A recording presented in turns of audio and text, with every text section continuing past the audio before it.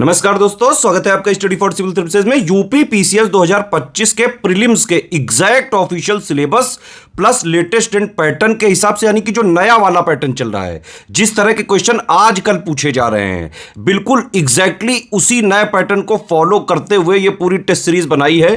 Paid group की test series है ये, और हमारे एससीएस स्टूडेंट्स की डिमांड पर ये वीडियो कंप्लीटली फ्री किया जा रहा है। आप लोग जो लोग पेड ग्रुप में ज्वाइन हैं वो तो वहीं से अटेम्प्ट वगैरह करें, ऐप वगैरह में हैं तो वहां से अटेम्प्ट कर लें। अदरवाइज जो लोग पेड ग्रुप नहीं ज्वाइन कर सकते हैं वो लोग ये वीडियो देखें, पूरा वीडियो देखें, हर क्वेश्चन को पॉज करके पहले उसका आंसर वगैरह जो है जरूर देने की कोशिश करें। टेस्ट सीरीज का फायदा आपको तभी मिल सकता है जब आप सबसे पहले एक पेपर और पेन लेके बैठ जाएं, ठीक है। हर एक क्वेश्चन को जैसे ही क्वेश्चन बताया जाए उसको पॉज करके अपना खुद पहले आंसर मार्क करें, फिर इसके वीडियो में जो बताया गया है उससे आप मैच करें, ठीक है। प्लस आपकी एक्यूरेसी कितनी है, कितने परसेंट आपके सही आ रहे हैं, ये स्कोर जरूर कमेंट करके बताइएगा, ठीक है। आप तक वीडियो पहुंचाने में बहुत सारा एफर्ट करना पड़ता है एससीएस की पूरी टीम को।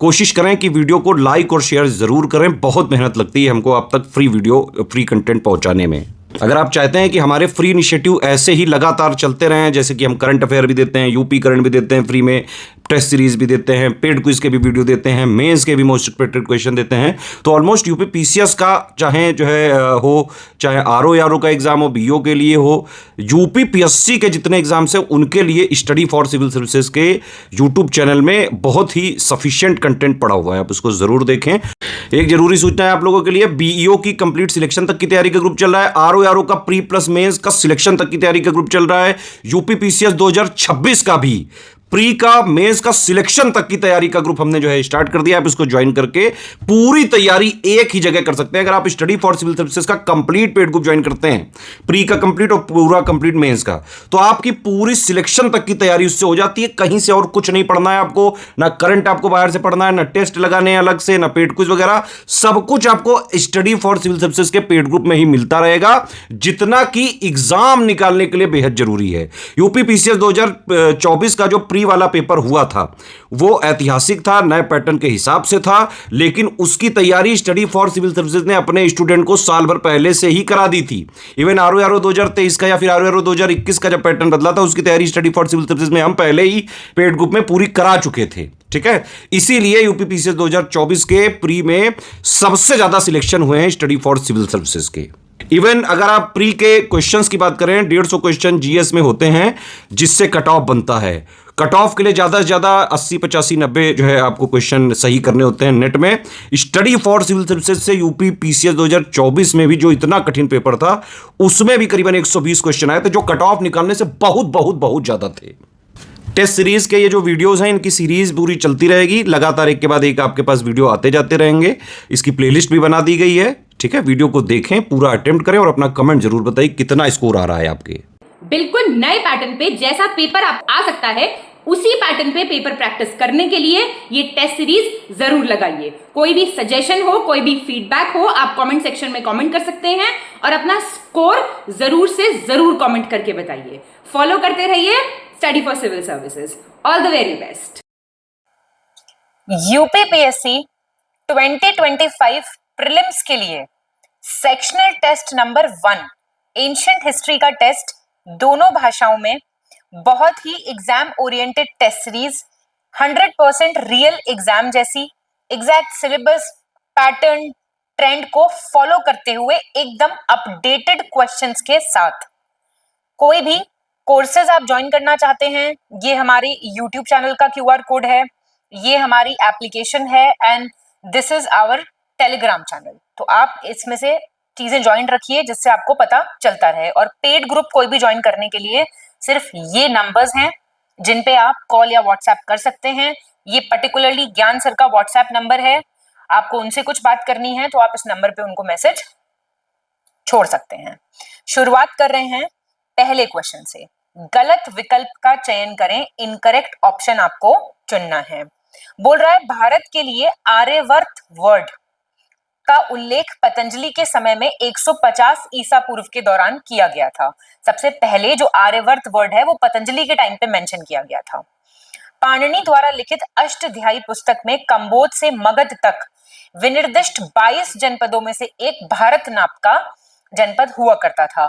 मतलब जो बुक में मेंशन्ड हैं 22 जनपद, उन्हीं में से एक भारत करके डिस्ट्रिक्ट होता था। ईसा की पहली शताब्दी में जब बौद्ध धर्म ने चीन में प्रवेश किया, तब चीनियों ने भारत के लिए तियान चू या चुनतू शब्द का यूज किया, लेकिन बाद में ह्यूनसांग ने यिन तू कहा। किसको? इंडिया को। बताएंगे कौन सा गलत है? तो देखिए इसमें से कोई गलत नहीं है, और ये बात हो रही है सबसे पहला उल्लेख कहीं पे आर्यव्रत का, कहीं पे भारत का। और जब बुद्धिज्म आता है चाइना में फर्स्ट सेंचुरी में, तब चाइनीज ने हम लोगों के लिए वर्ड यूज किया, फिर बाद में ह्यूनसांग ने यिन तू कहा इंडिया को। सेकंड क्वेश्चन, सही विकल्प चुने, चूज द करेक्ट ऑप्शन। ऊपर इनकरेक्ट था, आप एग्जाम में जाते जैसे आप बैठक करें, कोई क्वेश्चन पढ़ा आपने उसे सर्कल कर लिया करो, इनकरेक्ट पूछा है कि करेक्ट पूछा है, तो इस गलती की वजह से क्वेश्चन नहीं गलत होगा। तो यहाँ पे सही पूछ रहा है। देखिए पारसियों की होली बुक है जेंद एवेस्टा, इसमें सरस्वती की 7 नदियों का उल्लेख किया हुआ है, और वो जो वर्ड यूज हुआ है उस एरिया का, उसको कहते हैं सप्त संधव। ईरानियंस ने इंडस नदी को इंडोस कहा, और बहुत ही फेमस यूनानी इतिहासकार रहे हैं हेरोडोटस, उन्होंने क्या वर्ड यूज किया? इंडोस। देखो इन्होंने तो इंडोस कहा इंडस नदी को, इन्होंने इंडोस क्षत्रपी को कहा पर्शियन एम्पायर के। इंडिया नाम का यूज सबसे पहले एकेमेनिड ईरानियों ने सिंधु द्वारा सिंचित जिस एरिया को इंडस नदी इरिगेट करती थी उसके लिए इंडिया वर्ड का यूज किया। करेक्ट बताना है आपको, सी हो जाएगा। फर्स्ट, थर्ड और फोर्थ सही है, दूसरा क्यों गलत हुआ? देखो ईरानियंस नहीं, सबसे पहले ग्रीक्स ने, यानी कि यूनानियों ने जो है इंडस नदी को इंडोस कहा था।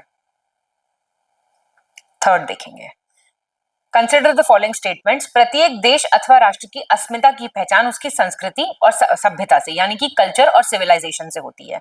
सभ्यता के अंतर्गत मानव के सभी क्रियाकलाप आते हैं, जबकि संस्कृति के अंतर्गत उसके भौतिक पहलू मतलब फिजिकल एस्पेक्ट्स कवर होते हैं। इतिहास अतीत को जानने का साधन है। किसी भी समाज या राष्ट्र के इतिहास के अध्ययन के द्वारा हम उस समाज का, राष्ट्र का अतीत जो है खोज सकते हैं। हिस्ट्री को कहते हैं ना investigation into the past. Bharat देश का नाम ऋग्वेद काल में जन्मे भरत के नाम के पे पड़ा प्रतीत होता है। बताएंगे कौन सा करेक्ट है?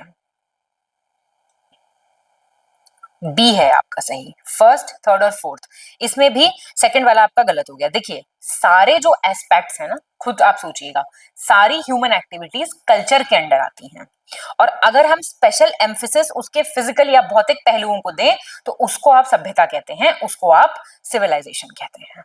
क्लियर? ये इंटरचेंज है डेफिनेशन। सही चुनना है आपको, करेक्ट ऑप्शन चुनना है। इतिहास लेखन का सबसे महत्वपूर्ण और विश्वसनीय स्रोत क्या है?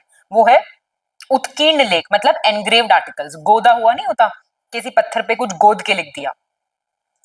और इन लेखों के अध्ययन को अभिलेख शास्त्र या फिर एपिग्राफी भी कहते हैं। लेखन की सबसे पुरानी प्रणाली हड़प्पा की मुहरों में पाई जाती है, और ये आप जानते हैं अनडेसिफर्ड है, मतलब पढ़ने में नहीं समझ आया है कि क्या लिखा है। Oldest system of writing. Ashok के उत्कीर्णन लेखों की लेखन प्रणाली सबसे प्राचीन मानी जाती है। जो अशोका के एनग्रेव्ड आर्टिकल्स हैं उनको सबसे एंशिएंट माना जाता है। और अशोक के शिलालेख में आपको ब्राह्मी, मगधी, अरमाइक और यूनानी लिपियों का प्रयोग जो है वो दिखाई देगा। क्या पूछा आपसे? करेक्ट पूछा है आपसे। क्या हो जाएगा आंसर? बी सही है। फर्स्ट, सेकंड, थर्ड और फोर्थ। फिफ्थ क्यों गलत हुआ? अब आप पढ़ने में लगेगा कि सारे के सारे लगा दो। ब्राह्मी है, खरोष्टी, मगधी नहीं है इसमें, खरोष्टी है। ठीक है, ग्रीक भी है, अरमाइक भी है। याद रखना 1 2 3 4 चार भाषाएं हैं, चारों को आपका पता होना चाहिए। निम्न में से आपको गलत चुनना है, इनकरेक्ट चुनना है। रुद्र दमन का जूनागढ़ शिलालेख प्राकृत भाषा का सबसे पुराना उदाहरण है। शिलालेखों से क्या ज्ञात होता है? इंस्क्रिप्शंस जो होते हैं उनसे हमें क्या पता चलता है कि ब्राह्मणों को कर मुक्त भूमि जो प्रदान की जाती थी, जो टैक्स फ्री लैंड दिया जाता था ब्राह्मण्स को, उसको कहते थे अग्रहार। भारत के सबसे पुराने सिक्के 5th-6th सेंचुरी के टाइम के पंच मार्क या फिर आहत कहलाते थे। आहत कॉइन्स या फिर पंच मार्क्ड कॉइन्स। कलहन की राजतरंगिनी प्रथम वास्तविक ऐतिहासिक ग्रंथ मानी जाती है। इसमें उत्तर भारत के 12वीं शताब्दी तक के राजनीतिक इतिहास का वर्णन किया गया है। जो कलहन राजतरंगिनी है, it is the first real historical book. बताएंगे कौन सा इनकरेक्ट है? पहला गलत हो गया। जूनागढ़ इंस्क्रिप्शन जो रुद्र दमन का है वो सबसे पुराना एग्जाम्पल संस्कृत भाषा का है, ना कि प्राकृत। गलत चुनना है आपको, इनकरेक्ट ऑप्शन चुनना है। भारत में पहली बार अंकित किए हुए सोने के सिक्कों के प्रचलन को श्रेय इंडो ग्रीक या इंडो यवन को जाता है, और कुषाणों ने सबसे पहले तांबे के सिक्के कॉपर कॉइन्स इशू किए थे। स्कंदगुप्त के सिक्कों पर उन्हें वीणा बजाते हुए दर्शाया गया है। समुद्रगुप्त और कुमारगुप्त के सिक्कों से उन्हें उनके अश्वमेध यज्ञ की जानकारी हमें प्राप्त होती है। सिक्के बहुत ही इंपॉर्टेंट सोर्स ऑफ इंफॉर्मेशन हुआ करते थे। आपको इनकरेक्ट बताना है, इनकरेक्ट है सी, स्कंदगुप्त को नहीं, समुद्रगुप्त को। समुद्रगुप्त को दर्शाया गया है वीणा बजाते हुए, ठीक है। और समुद्रगुप्त और कुमारगुप्त के सिक्के से ही हमें पता चलता है कि अश्वमेध यज्ञ जो है ये लोग परफॉर्म करते थे। 7th देखेंगे, गलत विकल्प चुने, चूज दी इनकरेक्ट ऑप्शन। प्राचीन भारत का इतिहास लिखने का पहला प्रयास यूनानियों ने किया था। मेगास्थनीज की इंडिका नामक पुस्तक लिखी थी। इतिहास लेखन का दूसरा चरण अल बरूनी के साथ शुरू हुआ था। प्रसिद्ध जर्मन विद्वान मैक्स मुलर ने वेदों का अनुवाद जो किया वो किस बुक में किया था? Sacred books of the earth. तो फिर से इनकरेक्ट पूछा है आपसे, डी हो जाएगा इनकरेक्ट। ये जो जर्मन स्कॉलर थे मैक्स मुलर, इन्होंने वेदास को ट्रांसलेट किया था और इस बुक का नाम है sacred books of the east, ना कि अर्थ, ठीक है, अर्थ नहीं है, ईस्ट है। 8th सही विकल्प का चयन करें, choose the correct option. Kanishka के सिक्कों पर बौद्ध धर्म में उनकी आस्था का पता चलता है। इब्ने बतूता ने तहकीके हिंद या फिर किताबुल हिंद किताब लिखी थी। बी ए स्मिथ नाम के एक आईसीएस अधिकारी थे 1904 में जिन्होंने बुक लिखी थी अर्ली हिस्ट्री ऑफ इंडिया। और एशियाटिक सोसाइटी जो है बंगाल की, उसकी स्थापना किसने की थी? विलियम जोन्स ने 1784 बंगाल में। फर्स्ट, थर्ड और फोर्थ सही है, सेकंड क्यों गलत हुआ? इब्ने बतूता की नहीं है किताबुल हिंद, ये है अल बरूनी की।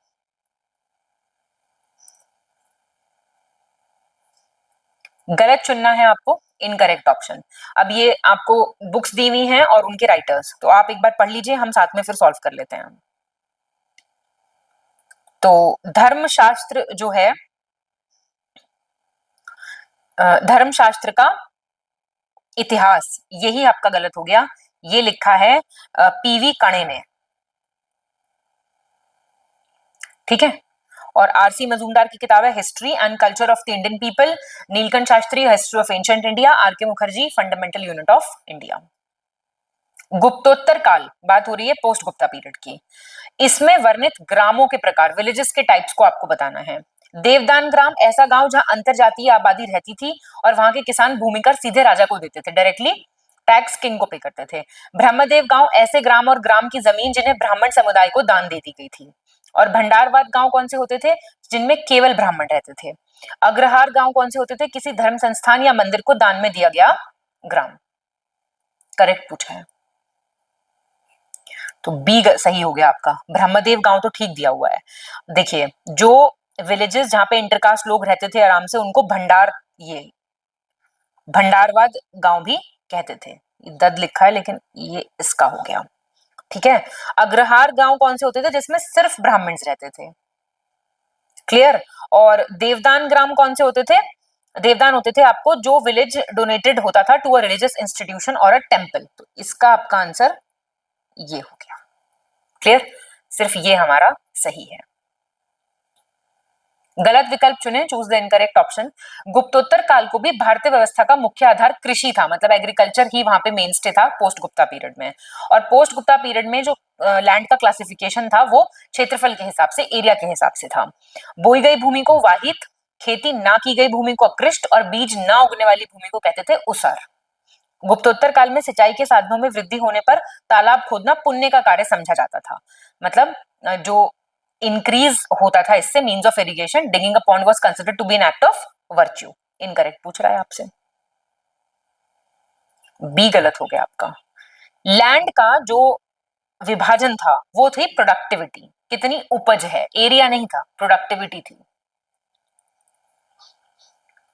गुप्तोत्तर काल के संबंध में आपको बताना है कि गलत क्या है। पोस्ट गुप्ता पीरियड ही चल रहा है हमारा, इनकरेक्ट हमको बताना है।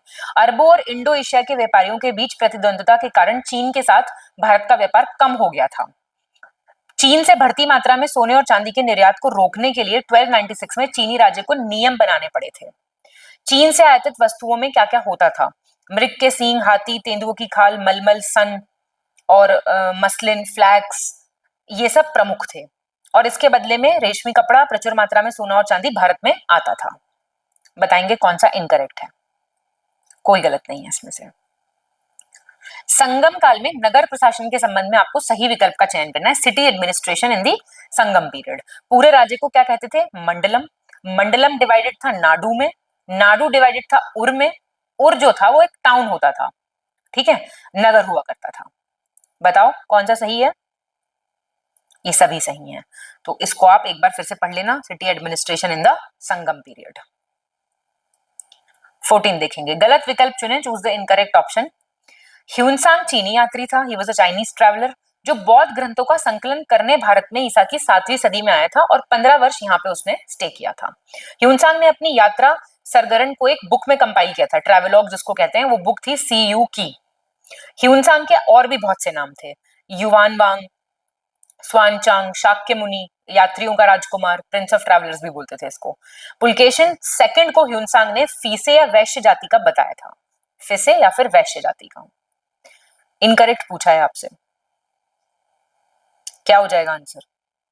डी गलत हो जाएगा। देखिए, हर्ष को ह्यूनसांग ने फीसे या वैश्य जाति का बताया था, ठीक है। इसने शूद्रों को कृषक कहा था, सिंधु और मतिपुर के राजाओं को शूद्र बता दिया था। इसके टाइम में नालंदा में आपको शीलभद्र मिलेंगे, ठीक है। तो ये सारी चीजें थी, तो ये हर्ष जो राजा था उसको इसने ऐसा कहा था। क्लियर?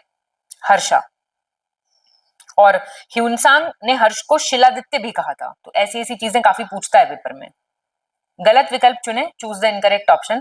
तीनों ग्रंथ, प्रियदर्शिका, रत्नावली, नागानंद, आप जानते हैं ये बुद्धिज्म से प्रभावित ग्रंथ हैं। ये तीनों हर्षवर्धन ने लिखे थे।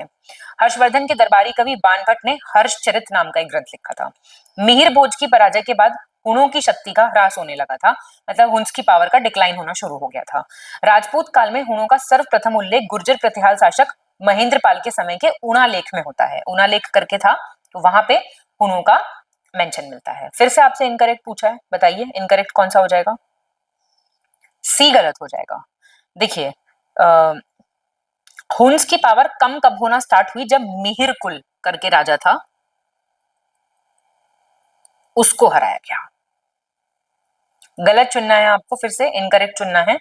जैन साहित्य प्राकृत में और बौद्ध साहित्य पाली में, आप जानते हैं Jain in Prakrit and Buddhist in Pali language. धर्म सूत्रों को प्राचीन भारतीय राजव्यवस्था और समाज के लिए संविधान एवं विधि पुस्तकों का नाम दिया गया था। These were the law books. Panini के अष्टाध्यायी में कुल 12 चैप्टर्स, 12 अध्याय थे।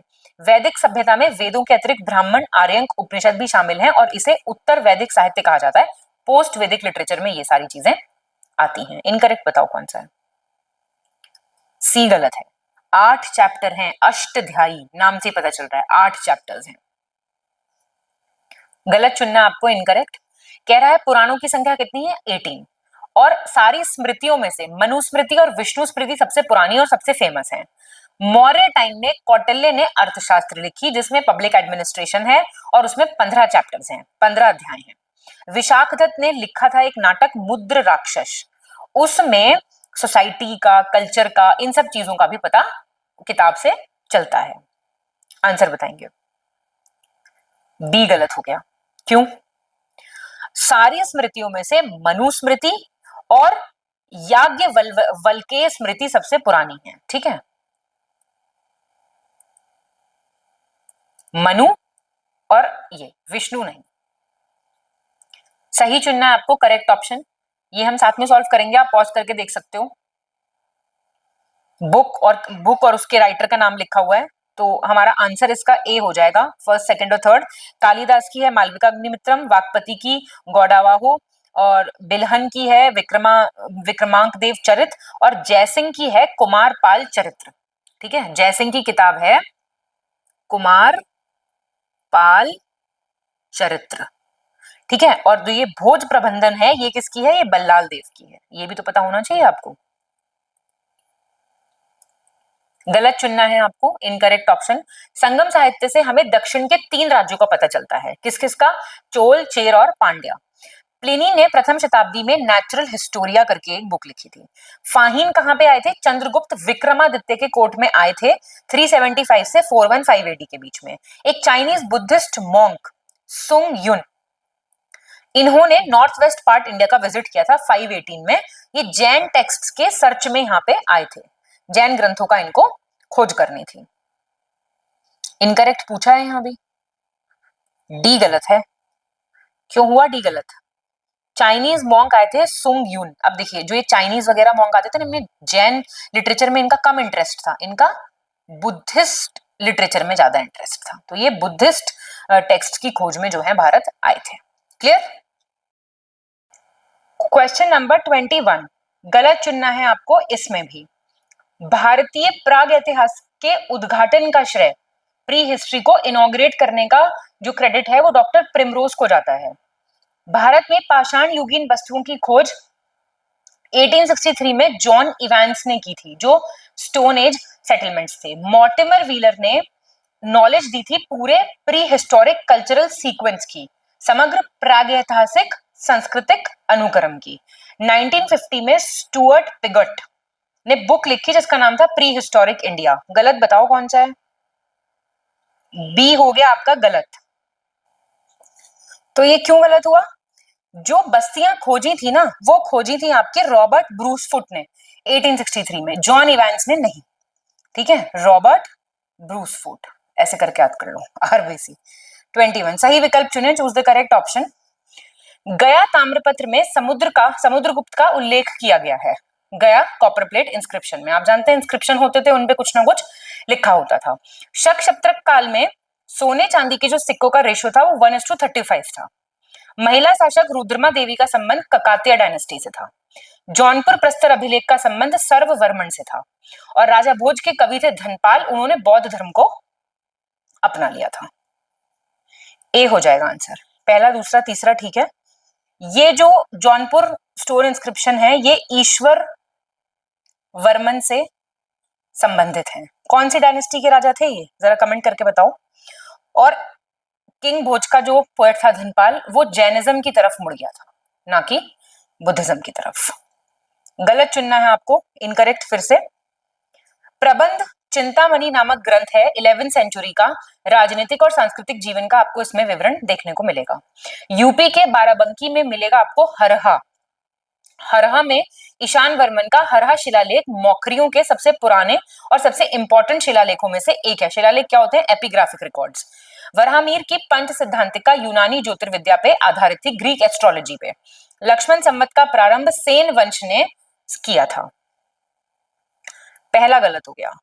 प्रबंध चिंतामणि नामक किताब में हमें पॉलिटिकल और कल्चरल लाइफ तो पता चलती है, लेकिन ये चलती है 14th सेंचुरी की।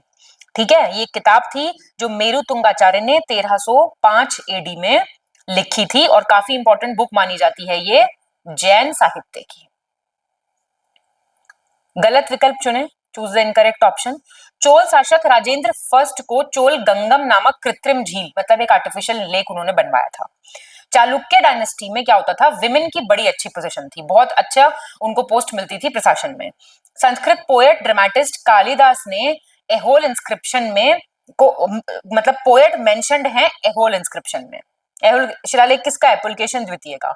चेर साम्राज्य की जीवन रेखा वेंगी नदी थी, लाइफलाइन थी वेंगी रिवर। इनकरेक्ट बताना है आपको, डी गलत हो गया। ये जो थी ना लाइफलाइन पांड्या डायनेस्टी की थी, वेंगी नदी। ठीक है, पांड्या डायनेस्टी आप जानते हैं 560 से 1300 एडी तक रूल किया इन्होंने। चाइनीज ट्रैवलर मतवालिन आए थे, उन्होंने भी इस चीज का जिक्र किया था और बताया था कि चाइना और इंडिया के बीच में चालुक्यस के टाइम पे अच्छे रिलेशंस थे। लेकिन ये जो बात हम हो रही है ये हो रही है पांड्या डायनेस्टी की। ठीक है, और एहोल इंस्क्रिप्शन किसने लिखा था ये आप मुझे कमेंट करके बताएंगे। 24 गलत विकल्प चुने, choose the incorrect option. Kanishka के रबातक अभिलेख में कौशाम्बी, पाटलिपुत्र और चंपा का मेंशन मिलता है। मौर्यों के बाद दक्षिण भारत में सबसे इंपॉर्टेंट, सबसे इन्फ्लुएंशियल स्टेट जो था वो सतवाहन था। समुद्रगुप्त के प्रयाग प्रशस्ति वाले स्तंभ पे जहांगीर का शिलालेख हमको देखने को मिलता है और हुनों ने भारत पे आक्रमण कर चंद्रगुप्त द्वितीय के शासनकाल में किया था। इनकरेक्ट, डी गलत हो गया। हुन गुप्ता डायनेस्टी बहुत डिस्टर्ब हुई थी हुनों के आक्रमण से, याद रखिएगा आप। और हुन जब आए थे तो स्कंदगुप्त था, ठीक है, और स्कंदगुप्त ने बल्कि इनके ऊपर जो है विजय प्राप्त की थी हुनों के ऊपर। गलत, फिर से गलत बताना है।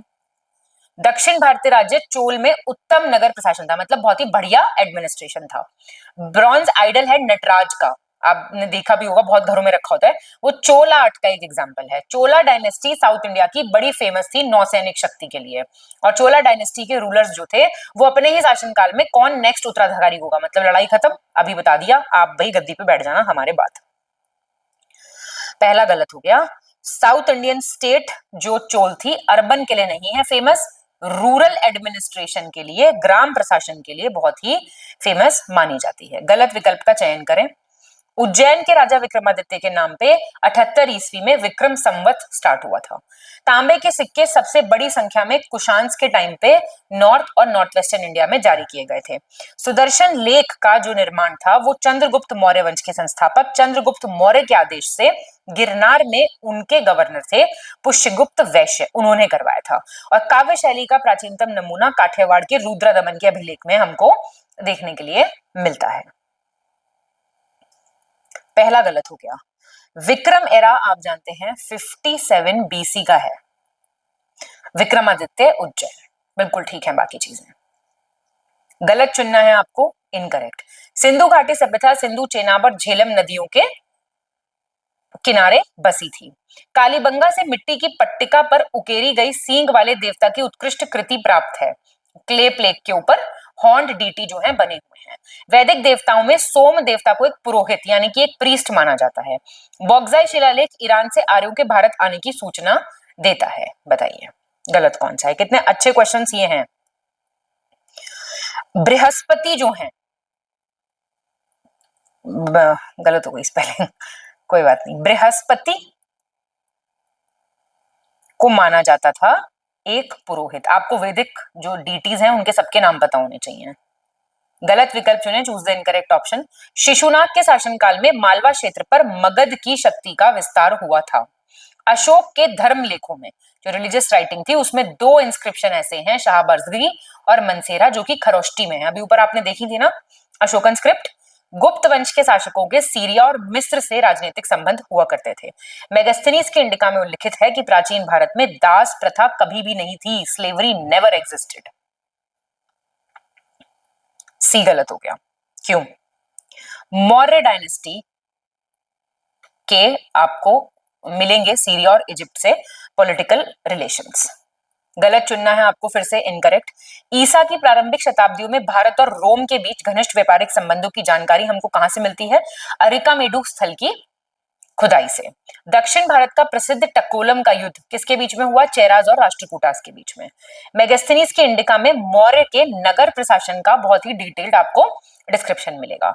भारत का पहला हॉस्पिटल और औषधि उद्यान मेडिसिन पार्क अशोक ने बनवाया था। कौन सा गलत है इसमें से? बी गलत है।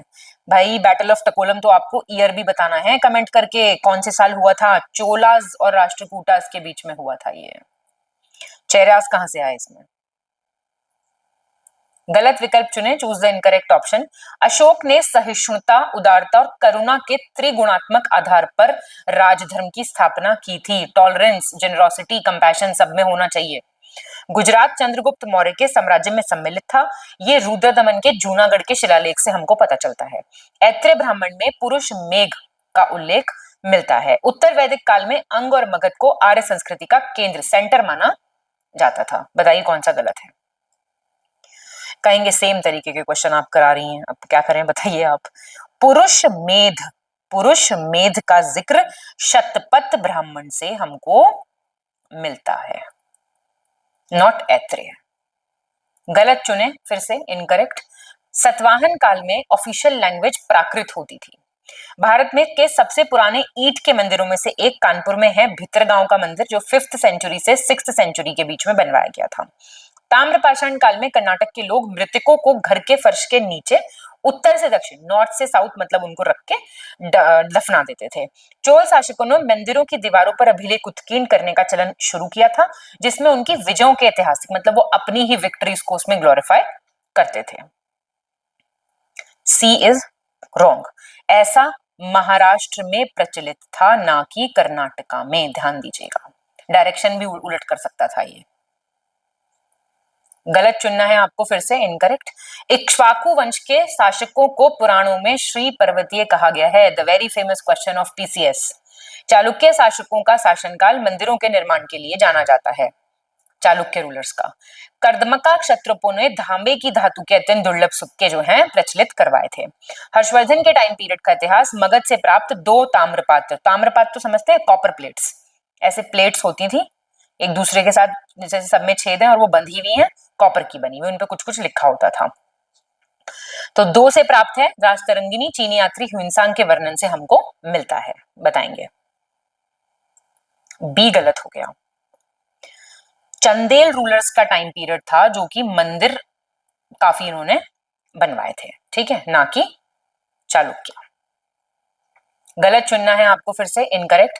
पल्लव राजाओं द्वारा जारी की गए और उनके सचिवों द्वारा दर्ज किए गए आदेशों को राजश्रवतम, अलग से भी लिखा आ सकता है, क्या था ये, सिक्का था, ये लैंड था, क्या था ये, तो पता होना चाहिए। कलहन अरबों पर विजय का श्रेय ललितादित्य को देते हैं। सेन वंश का संस्थापक था सम्मत सेन। इस वंश के प्रमुख शासक थे बल्लाल सेन, लक्ष्मण सेन। किसी भी डायनेस्टी से क्वेश्चन अगर आता है तो फाउंडर का नाम पता होना चाहिए, पहला राजा और लास्ट राजा, और उसका टाइम पीरियड, क्योंकि क्रोनोलॉजी वाले क्वेश्चन अभी आगे वाले टेस्ट में आएंगे, ठीक है। टफ होते जाएंगे टेस्ट, और टेस्ट टफ ही रहेंगे, समझ के चलिएगा इस बात को। ककातिया राजवंश एक दक्षिण भारतीय राजवंश था, जिसमें 12th to 14th सेंचुरीज में जहां पे उन्होंने शासन किया था, बताएंगे अब। पहला गलत हो गया। राष्ट्रकूट राजा जो इशू करते थे ऑर्डर्स, ना कि पल्लव। राज श्रवितम, राष्ट्रकूट, इससे याद कर लेना। सारे स्टेटमेंट इंपॉर्टेंट है। आपको कोई स्टेटमेंट नहीं पता, आप पॉज कीजिए, अपने नोट्स बनाइए, इंपॉर्टेंट लिखिए, इंडेक्स बनाइए, डायरी ऑफ मिस्टेक्स बनाइए, वो सब आपका कॉल है कि आप किस तरीके से इस टेस्ट को आगे लेके चलते हैं। स्कोर कम आ रहा है, कोई बात नहीं, इस सब में ध्यान नहीं देना है, साथ साथ सॉल्व कर लीजिए।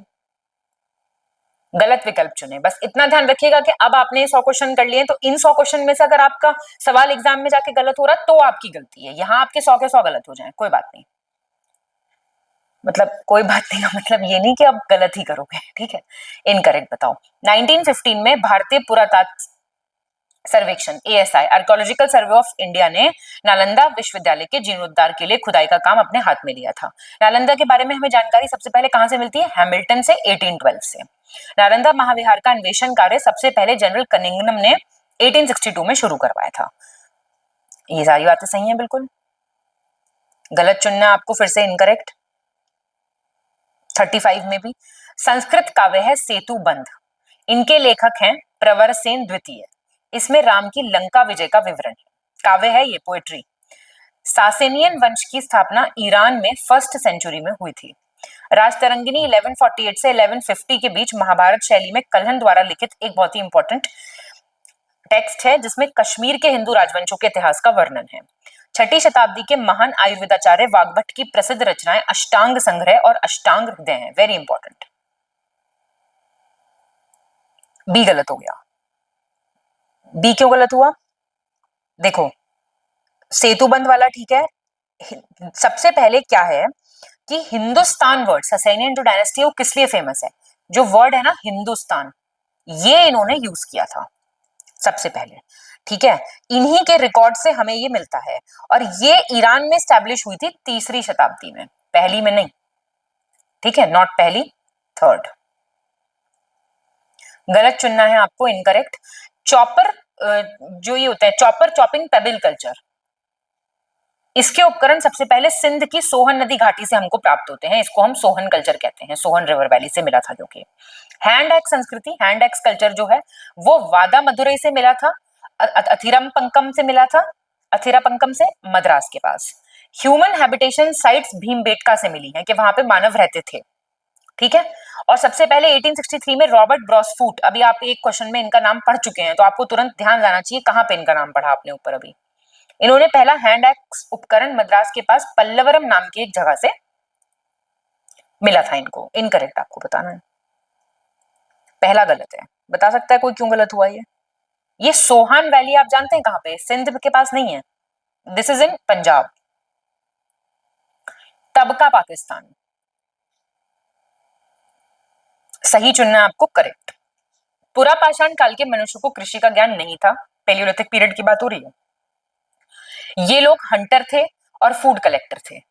इसी टाइम में पशुपालन की शुरुआत हुई, इसी टाइम में अग्नि का ज्ञान हुआ, और यहाँ के लोग कच्चा मांस, रॉ मीट खाते थे। आंसर ये आपके 1 2 4 और 5 से, ये थर्ड गलत हो गया। एनिमल हस्बेंड्री की स्टार्ट पेलियोलिथिक पीरियड में नहीं हुई थी। आप बताएंगे मुझे, एनिमल हस्बेंड्री, पशुपालन हमने कब से स्टार्ट किया था? बताइए कमेंट करके। मध्य पुरापाषाण काल, इनकरेक्ट बताना है मिडल पेलियोलिथिक पीरियड के बारे में। फलकों की अधिकता के कारण इस काल को फलक संस्कृति, प्लेट्स बहुत मिली यहाँ पे तो इसको ब्लेड कल्चर भी कहते हैं। मध्य प्रदेश में निवासा के पास मध्य पुरापाषाण काल के उद्योग एवं निवास के साक्ष्य मिलते हैं। मध्य पुरापाषाण काल के औजार मुख्यतः महाराष्ट्र, राजस्थान, चकिया, बेलान घाटी, गुजरात के सौराष्ट्र, सिरसा घाटी से प्राप्त किए गए हैं। बी है आपका आंसर। गलत क्यों हुआ? निवासा कहां पे है भाई? ये सारी साइट्स हैं इंपॉर्टेंट, आपको पेलियोलिथिक साइट, मीजोलिथिक साइट सब पता होनी चाहिए। निवासा पड़ता है आपका महाराष्ट्र में। गलत चुनना है आपको, इनकरेक्ट। उच्च पुरापाषाण युग की एक सर्वाधिक उल्लेखनीय खोज थी रोडी मलबे से बना 85 सेंटीमीटर व्यास वाला स्थल रूप से गोलाकार एक चबूतरा, एक सर्कुलर प्लेटफॉर्म। अफगानिस्तान में संघाव की गुफाओं में, जो संघाव केव्स हैं, वहां पे अपर पेलियोलिथिक कल्चर, उत्तर पुरापाषाणिक संस्कृति के साक्ष्य मिलते हैं। उत्तर पाषाणिक उपकरण दक्षिणी आंध्र प्रदेश में रेनी गुंटूर में भी देखने को मिलते हैं। आंसर सब सही है, गलत चुनना है आपको, इनकरेक्ट। मध्य पाषाण युग का आरंभ 8000 ईसा पूर्व के आसपास हुआ था, मिडिल स्टोन एज की बात हो रही है, और इसकी इंफॉर्मेशन हमको पहली बार 1857 में सीएल कार्याल थे, उन्होंने छोटे छोटे टूल्स खोजे थे विंध्या रीजन से, वहां से हमको इसका पता चलता है। ह्यूमन स्केलेटन्स सबसे पहले इंडिया में मीजोलिथिक पीरियड में ही मिले थे। क्या हो जाएगा आंसर? कोई गलत नहीं है, सारे बिल्कुल ठीक है। मध्य पाषाण युग का जो आरंभ है वो 8000 ईसा पूर्व के आसपास हुआ था, मिडिल स्टोन एज का। और हमें जो इंफॉर्मेशन मिलती है मिडिल स्टोन एज की, वो सबसे पहले 1857 में मिली थी, जब सीएल कार्याल ने डिस्कवर किए थे छोटे छोटे टूल्स विंध्या से। ठीक है, ये तो मैंने बता दिया आपको। ह्यूमन स्केलेटन सबसे पहले इंडिया में मीजोलिथिक पीरियड में ही मिले थे, तो इसमें से कोई आपका गलत नहीं है। 41 देखेंगे, गलत विकल्प चुने, choose the incorrect option. Bhilwara जिले में कुठारी नदी के तट पे बागौर है, वहां पे भारत का सबसे बड़ा पाषाणिक स्थल हमको मिला है, पेलियोलिथिक साइट है वो सबसे बड़ी। राजस्थान के तिलवार में 2 सांस्कृतिक चरण पाए गए हैं। पहला चरण मध्य पाषाण युग का रिप्रेजेंटेटिव है, दूसरा चाक पर बने हुए मिट्टी के बर्तन और लोहे के टुकड़े इन सूक्ष्म औजारों के साथ पाए गए हैं। उत्तर प्रदेश के प्रयागराज, इलाहाबाद, प्रतापगढ़ क्षेत्र में स्थित सराय नाहर राय से छोटी बस्ती झोपड़ी के फर्श के साक्ष्य प्राप्त होते हैं। और उत्तर प्रदेश के सहारनपुर जिले में मदाहा से मध्य पाषाण काल, वो मतलब एक मीजोलिथिक साइट है। बताएंगे कौन सा गलत है? डी गलत है। मदाहा कहां पे? ये है प्रतापगढ़ में। ठीक है, नव पाषाण काल से संबंधित आपको बताना है कौन सा गलत है। ये जो एरा है ये 9000 बीसी से स्टार्ट होता है, लेकिन इंडिया में इट स्टार्टेड इन 7000 बीसी। ये थोड़ा एरा वगैरह हल्का सा याद रखना, कई बार क्रोनोलॉजी में आ जाए तो लगाने को पूछेगा, डायरेक्ट शायद नहीं पूछेगा। खेती पर आधारित नव पाषाण कालीन संस्कृति का प्रारंभिक साक्ष्य भारत पाक क्षेत्र के पश्चिमोत्तर भाग में बुनियादी तौर पर क्वेटा घाटी, क्वेटा वैली है, उसमें लौरा लाई और जोंक नदियों की घाटियों से प्राप्त होता है। नव पाषाण काल में जंगली पशुओं को अत्यधिक संख्या में पालतू बनाया गया था। नव पाषाण काल में भारत में गाय, भैंस, भेड़, बकरी, इन सब का पालन किया गया था। बी गलत है। जो आपके अर्लीस्ट एविडेंस मिलते हैं हमको न्यूलिथिक कल्चर के, लोरालाई और जॉब नदियों के किनारे मिलते हैं, क्वेटा वैली, जॉब नदी। ठीक है, जॉब या जॉब जैसी भी आप बोलना चाहो, उस नदी से मिलते हैं, जोब रिवर्स, ना कि जोंक। गलत चुनना है आपको, इनकरेक्ट। सर्वप्रथम मिस्र की नील नदी घाटी में गेहूं एवं जौ का उत्पादन, वीट और बार्ले का प्रोडक्शन स्टार्ट हुआ था। दक्षिण तुर्की स्थित ह्यूइक नाम की बस्ती है, ह्यूइक, उसमें गेहूं जौ मटर की खेती हुआ करती थी। मेहारगढ़ से गेहूं की 3 व जौ की किस्में की खेती की जाने के संकेत मिले हैं, इसलिए इसे बलूचिस्तान को की रोटी की कटोरी भी कहा जाता है, मतलब बाउल ऑफ ब्रेड कहा जाता है बलूचिस्तान के। कश्मीर के गुफ्रकाल से एक कब्र में कुत्ते को उसके मालिक सहित दफनाने का साक्ष्य भी हमको प्राप्त होता है। डी गलत हो गया। बुर्जाहम से ये हमको मिलता है, बुर्जाहम, ना कि गुफ्रकाल। गलत चुनना है आपको, इनकरेक्ट। बेलन नदी पे इलाहाबाद के दक्षिण में स्थित कोल्डी हवा, इसमें 3 सांस्कृतिक अनुक्रम नवपाषाण काल, ताम्रपाषाण काल और लौह युग के, मतलब तीनों सीक्वेंस के मिलते हैं यहाँ से, नियोलिथिक के, चाल्कोलिथिक के और आयरन एज के। महागारा से आयताकार झोपड़ी रेक्टेंगुलर हट मिली है। इलाहाबाद के पास स्थित चौपानी मांडो स्थल से पुरापाषाण काल से लेकर नवपाषाण काल तक 3 चरणों का पता चलता है, मतलब ये बिटवीन ये नहीं होगा, पीलियोलिथिक और न्यूलिथिक पीरियड मिलता है। बिहार के सारण जिले में स्थित चिरांद नामक गांव से 5 प्रकार की संस्कृतियों के अवशेष हमको देखने को मिलते हैं। इनकरेक्ट पूछ रहा है आपसे, दूसरा गलत है। क्यों? जो सर्कुलर हट मिली है ना, वो महागारा से मिली है और ये इलाहाबाद के पास जगह है, राउंड, ठीक है। और इसके अलावा यहाँ पे पैडी के, बार्ले के, इन सब के भी एविडेंस मिले हैं, रेक्टेंगुलर नहीं, गोल। निम्नलिखित में से कौन सी संस्कृति सबसे पहले अस्तित्व में आई थी? तो ये आपको इसके अगर ईयर नहीं पता है तो आप नहीं बता पाएंगे। सवालदा कल्चर आपका 2300 से 2000 बीसी। प्रभास कल्चर है आपका 2000 से 1400। मालवा कल्चर है आपका 1900 से 1400 और रंगपुर कल्चर है आपका 1700 से 1400। क्या हो जाएगा आंसर? ए हो जाएगा। गलत विकल्प चुने, choose the incorrect option. Sindhu क्षेत्र में आने वाली प्रथम प्रजाति प्रोटो ऑस्ट्रेलॉइड है, फर्स्ट स्पीशीज, और मेडिटेरेनियन स्पीशीज को माना जाता है कि निर्माता है ये इंडस वैली सिविलाइजेशन की। मोंगोलॉइड प्रजाति के लोग विशेषकर पूर्वोत्तर क्षेत्र में पाए जाते थे। एल्पाइन प्रजाति के लोग विशेष रूप से सिंधु क्षेत्र, गुजरात, महाराष्ट्र, कर्नाटक, तमिलनाडु में पाए जाते थे। सी गलत हो गया। मंगोलॉइड जो है ये सब हिमालयन रीजन, जो उप हिमालयी क्षेत्र होते हैं ना,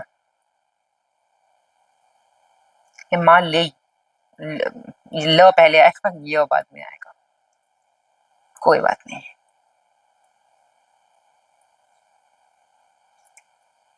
सब हिमालयन क्षेत्र, ठीक है। गलत चुनना है आपको, इनकरेक्ट बताइए फिर से। प्रसिद्ध इतिहासकार अंगलानंद घोष ने अपने शोध से सिद्ध किया कि राजस्थान की प्राचीन सभ्यता की उत्पत्ति राजस्थान के बीकानेर से हुई है, सोथी संस्कृति से। ऐसे ही अल्थिन और डीपी अग्रवाल ने लिखा कि सोथी संस्कृति कोई अलग नहीं थी, लेकिन इंडस वैली सिविलाइजेशन जो थी ना, उसी का एक रूप थी।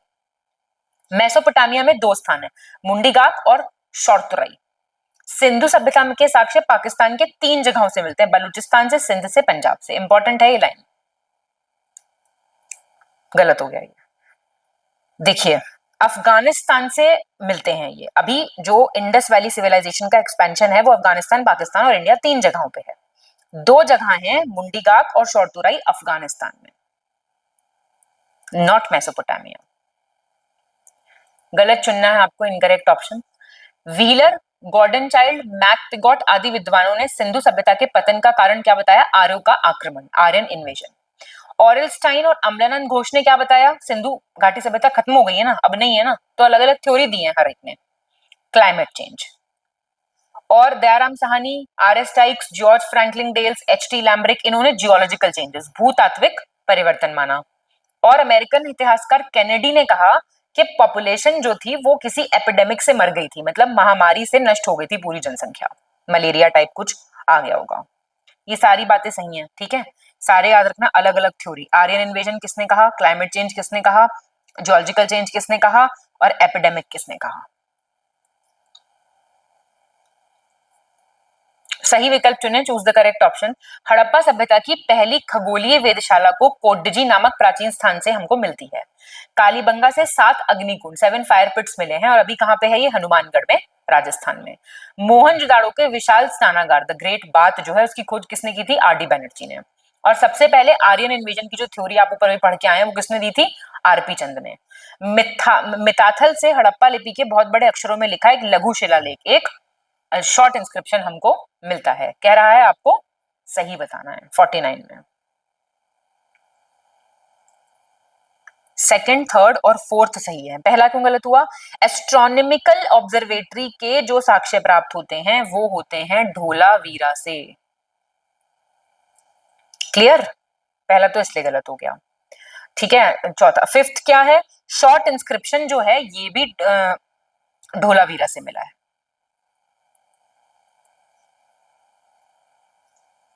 गलत चुनना है आपको, incorrect option.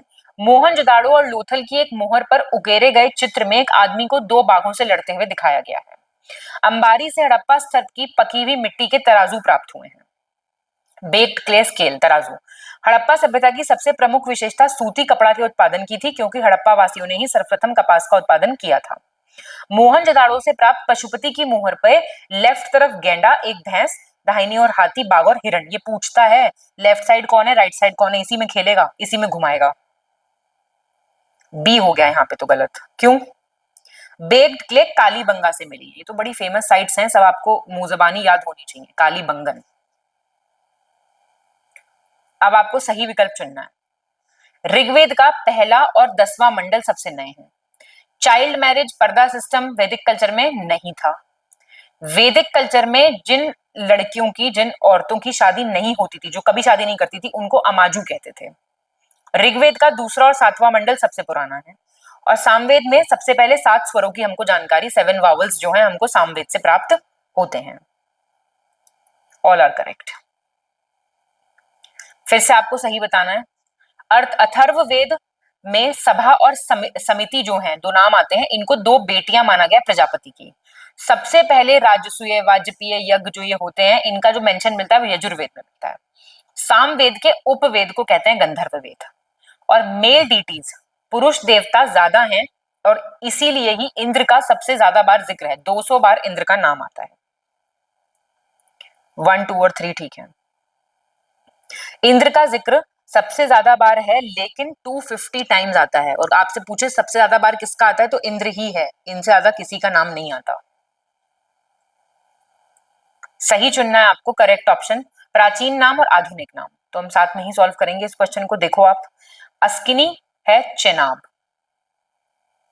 Vipasha is Beas,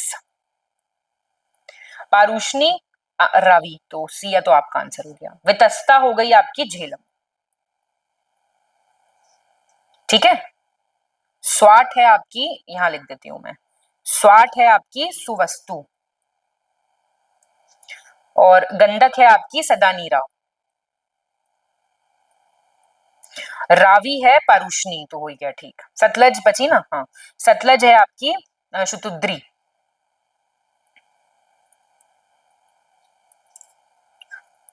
बौद्ध संघ के पदाधिकारियों के बारे में, जो बुद्धिस्ट यूनियन थी उसके ऑफिशियल के बारे में आपको गलत बताना है, कौन सा है। पॉज करके उसको पढ़ लो खुद से और फिर आगे बढ़ते हैं। इनकरेक्ट पूछ रहा है ये। अरामिक कौन होते थे? अरामिक, तो पहली बात तो इसका आंसर क्या हो गया? ए हो गया इसका आंसर, क्योंकि यही गलत है। अरामिक कौन होते थे? ये एंटरटेनमेंट वाले ऑफिसर होते थे, ये आपको अच्छे लगेंगे, मनोरंजन और विश्राम से संबंधित थे ये। ठीक है। और भंडागरिक कौन होते थे? बेवरेज और प्रोविजन स्टफ वाले। कप्पिकारक कौन होते थे? माल की बिक्री वाले। चीवर कौन होते थे? गारमेंट स्टोर वाले, कपड़े बेचते थे, H&M वेस्ट साइड। ठीक है। सही विकल्प चुने, चूज द करेक्ट ऑप्शन। ये बुद्धिस्ट काउंसिल दी हुई है, कौन सी किसके टाइम पीरियड में हुई थी ये हमको देखना है। तो पहली बुद्धिस्ट काउंसिल राजगृह में हुई थी, याद रखना। महाकश्यप अजातशत्रु थे, ये अध्यक्ष है। देखो सुनो, मैं बताती हूँ आपको। संगीति आपको पता होनी चाहिए, प्लेस आपको पता होनी चाहिए, अध्यक्ष कौन थे मतलब चेयरपर्सन कौन थे, और उस टाइम पे रूलर कौन था। ये 4 बातें आपको पता होनी चाहिए। ये यहीं पे प्रिपेयर कर लो, मैं यहीं पे आपको पूरा करा देती हूँ, तो आपका यहीं से सारा प्रिपेयर हो जाएगा। ठीक है। देखो, तो हम देख लेते हैं। संगीति पहली हुई राजगृह में, पहले जगह देख लो सबकी। दूसरी कहाँ हुई? वैशाली में, 3 बार रिवाइज हो जाएगा। तीसरी कहाँ हुई? पाटलिपुत्र में। चौथी कहाँ हुई? कुंडलवन, कश्मीर में। ये तो हो गई जगह, क्लियर है बात?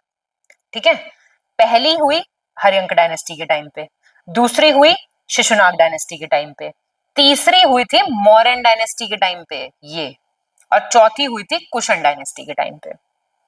ठीक है, पहली के चेयरपर्सन कौन थे? महाकश्यप, दूसरी के सबकमी, तीसरी के मोगलीपुत्र, चौथी के थे आपके वासुमित्र या अश्वघोष। अब राजा कौन था? अभी तो डायनेस्टी देखी। पहली में राजा थे अजातशत्रु, दूसरी में थे कालाशोक, तीसरी के थे अशोक मौर्यन, और चौथी के थे कनिष्क जो कि कुशन डायनेस्टी के थे। इसके अलावा बुद्धिस्ट काउंसिल पे सवाल नहीं पूछेगा आपसे, अब यहीं के यहीं अपने नोट्स बना लो। ठीक, गलत चुनना है आपको, इनकरेक्ट ऑप्शन। उत्खननों के आधार पे पता चला है कि प्राचीन श्रावस्ती का नगर विन्यास अर्धचंद्राकार था, मतलब हाफ मून शेप्ड।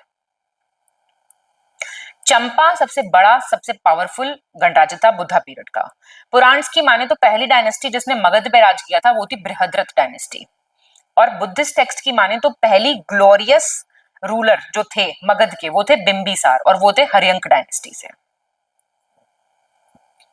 क्या हो गया इसका? बी हो गया गलत। वैशाली बहुत पावरफुल था, इनफैक्ट सबसे पावरफुल वाज वैशाली, नॉट चंपा। चलिए 57, गलत विकल्प का आपको चयन करना है। क्या कह रहा है? दीर्घ निकाय के अनुसार चंपानगर के निर्माण की योजना के वास्तुकार जो थे वो थे महागोविंद, मतलब वो प्लान की थी, आर्किटेक्ट थे ये, उस टाइम के बड़े आर्किटेक्ट। वैशाली के लिच्छवियों ने विश्व का पहला गणतंत्र स्थापित किया था। सुत्त निपात में गंधार राज्य को मगधपुरम कहा गया है, और 16 महाजनपद थे जिसमें से 8 अभी यूपी में, प्रेजेंट डे उत्तर प्रदेश में। 6 सी गलत है, वैशाली स्टेट को ये कहा गया है। और अभी 8 यूपी में आपको पता होना चाहिए कौन कौन से हैं। काशी है, कौशाल है, वत्स है, मल्ल है, कुरु है, पांचाल है, शुरसेन है और छेदी है। याद होने चाहिए आपको 8, कई क्वेश्चन में ये भी पूछ सकता है। कालानुक्रमिक क्रम, क्रोनोलॉजी में आपको अरेंज करनी है इन स्मृतियों को। याज्ञवल्क्य स्मृति, नारद, पाराशर, बृहस्पति, तो आपको लिख के दे देते हैं, इसमें आप बता दीजिएगा। देखिए सबसे, ये आपकी 100 बीसी से बीसी एडी का फर्क कौन बताएगा मुझे, कमेंट करके बताओ जरा। नारद स्मृति है 300 बीसी से 400 एडी, पराशर है आपकी 300 बीसी से 500 एडी, और बृहस्पति है आपकी 300 बीसी से सेम लगभग 500 एडी। ठीक है, तो ए हो जाएगा आपका। ब्रह्म सूत्र में 8 प्रकार के मैरिजेस, विवाहों का वर्णन मिलता है, आपको सही चुनना है इसमें से। तो कुछ है, असुर विवाह होता है, एक पिशाच विवाह होता है, गंधर्व विवाह होता है, एक राक्षस विवाह होता है। तो देखते हैं असुर विवाह क्या होता है। इसमें जो कन्या के पिता है वो वर को कन्या का मूल्य लेकर अपनी कन्या को उसे बेच देते हैं, फिक्स्ड अमाउंट होता है, तो ये ठीक बात है। पिशाच विवाह में क्या होता है? जबरदस्ती, बलात्कार से जबरदस्ती शादी की जाती है, ठीक है, दैट इज पिशाच विवाह, ये पिशाच विवाह है। गंधर्व विवाह में क्या होता है? लव मैरिज होती है बेसिकली, ठीक है, तो गंधर्व marriage is a love marriage. और राक्षस विवाह में क्या होता है? मतलब उठा के ले जाएंगे वो वाला बात है, ठीक है, एबडक्ट करके शादी की जाती है। 60, सही विकल्प चुने, चूज द करेक्ट ऑप्शन। मध्य पाषाण कालीन स्थल दमदमा, नाम देख रहे हैं, से एक ही कब्र से 3 मानव कंकाल जो हैं प्राप्त हुए हैं। चौपानी मांडो से जंगली चावल, वाइल्ड राइस का एविडेंस हमको मिलता है, और सबसे ज्यादा जो स्केलेटन्स मिले हैं वो लेखैया रॉक शेल्टर से मिले हैं विंध्या रीजन में। पहला मेटल, सबसे पहले जो धातु प्रयोग में लाई गई वो थी कॉपर, विच वाज तांबा। आंसर बताएंगे, ऑल आर करेक्ट। सिकंदर ने संपूर्ण विजित क्षेत्र को 4 प्रशासनिक प्रांतों में बांटा था, 4 एडमिनिस्ट्रेटिव प्रोविंसेस में बांट दिया था। आपको करेक्ट बताना है कौन सा है। तो देखिए पहला जो प्रांत था वो उत्तरी तथा पश्चिमी भागों से बनाया गया था और फिलिप को यहाँ का क्षत्रप जो है नियुक्त किया गया था। दिस इज करेक्ट, आंसर आपका मिल गया। दूसरा प्रांत क्या था? दूसरा प्रांत जो था वो सिंधु और झेलम के बीच में था। ठीक, इंडस और झेलम के बीच में था। क्लियर होगी बात? और उसके रूलर कौन थे? वो थे अंभी। तीसरा जो था वो झेलम का पार्ट और ब्यास का पार्ट था और रूलर कौन थे यहाँ पे? पोरस, क्षत्रप, रूलर, गवर्नर, कुछ भी कह लो। और फोर्थ में थे पिथौन। था ये लोअर पार्ट इंडस रिवर के और यहाँ पे पोरस नहीं थे, तो हम देख ही चुके हैं, पोरस ऊपर थे। मैचिंग पूछ लेगा डायरेक्ट, कौन था किसके मैचिंग में। गलत विकल्प चुने, choose the incorrect option. Bharat पर आक्रमण करने वालों में से सबसे पहले ईरानी और फारसी प्रमुख थे। ईरानियन और पर्शियन चीफ। डेरियस वन ने 512 में इंडिया को इन्वेड किया और नॉर्थ वेस्टर्न पार्ट जो था, पश्चिम उत्तर भाग, अपने में शामिल कर लिया। अब होता क्या है, ज़ोरोस्ट्रियन एडवेंट जैसे जैसे इंडिया में आया, पारसी यहाँ पे आने लगे, तो एक नई स्क्रिप्ट आई, खरोष्टी। ठीक है, नई लिपि का जन्म हुआ। भारत और ईरान के बीच जो रिलेशंस थे उसके कारण यहाँ ईरानी मुद्रा लोकप्रिय हो गई। फारसी सोने को डारिक कहते थे, चांदी की मुद्रा को सिंगलोई कहते थे। बी गलत है।